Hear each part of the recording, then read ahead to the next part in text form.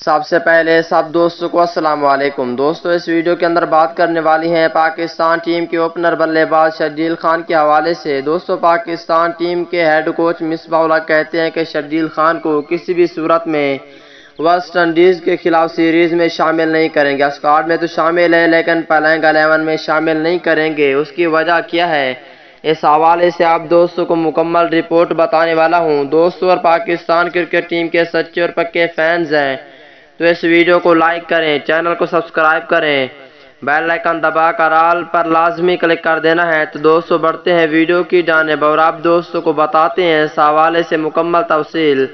دوستوں جیسا کہ آپ کو معلوم ہے کہ انگلینڈ کے خلاف ون ڈے اور T20 سیریز کے لیے پاکستان کرکٹ ٹیم کے اوپنر بلے باز شرجیل خان کو شامل کیا گیا تھا، جو کہ اسکواڈ میں شامل کیا گیا لیکن اسے پلینگ 11 میں شامل بالکل بھی نہیں کیا گیا۔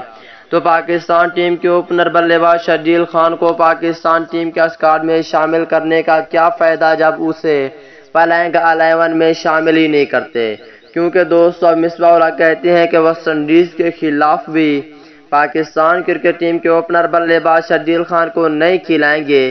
اس کی وجہ کیا ہے وہ تفصیل آپ دوستوں کو بتانے والا ہوں۔